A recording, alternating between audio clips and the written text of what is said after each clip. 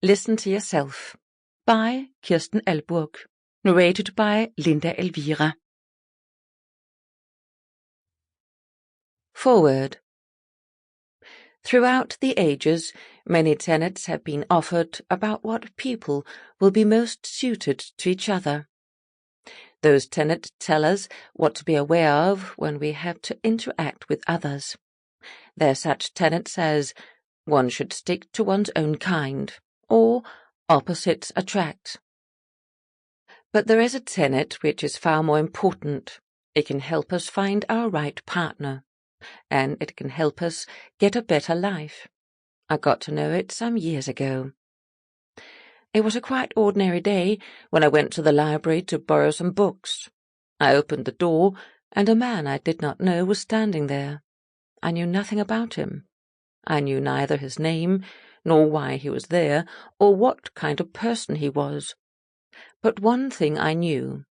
He was the one I had been waiting for all my life. Through my encounter with him, I would learn the important tenet. But what does one do in such a situation? After all, it is not done to walk up to the man and say, "How do you do? I've been waiting for you all my life. I want you." Is it? And I must say that I was indeed struggling violently with myself. I thought, are you going mad? You can't have that kind of feeling.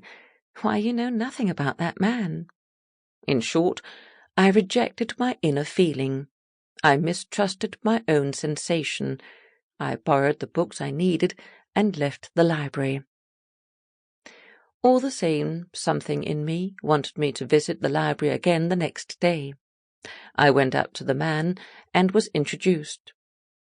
It turned out that he was going to be my new colleague. He greeted me politely, but did not pay any heed to me otherwise. After this, I kept a special eye on him and tried to search myself to find out what it was all about. I was attracted by him in a special way. It felt as if some magnet was drawing me towards him. It was not his looks or sexual magnetism that attracted me.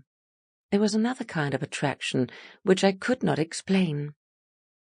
I seemed to make no impression whatsoever on the man, who hardly noticed me, so I repeatedly tried to push my sensation aside and persuade myself that it was only my imagination. But at the Christmas party I could not hold back. I wanted to know more about him. By now I knew his name and calling. I knew that he was a theologian and interested in spiritual matters. During the dinner I therefore told him about a book I had read on that subject. He listened for 5 minutes.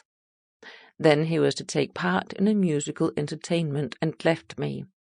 I construed his action as a lack of interest in me and decided to dismiss him from my mind. Besides, it would be far too difficult, too, if I became acquainted with him. We were both married. In order to forget him, I danced all night and got him out of my head. Later he told me he had taken notice of me for real during those 5 minutes of conversation. He had tried to catch hold of me throughout the rest of the night, and was jealous because I was dancing with all the others, so that he was unable to have a talk. But how could he be jealous when we did not know each other at all? Why, he knew nothing about me either. After the Christmas holidays, when I had given up all hope of getting to know him, he approached me. He wanted to talk some more with me. Now he also knew I was something special. We had a good long talk. It felt like we had always known one another and just belonged together. Since that day I was sure. I could rely on my spontaneous feelings, my sensation at the library.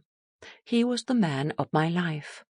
The more time we spent together, the more we became bound up with one another. We belonged to each other, and eventually we gave in, took the plunge, and chose one another. We both felt we had found our way home. We were incredibly well matched. And now I'm going to return to my original question. How could I, otherwise... Sample complete. Ready to continue?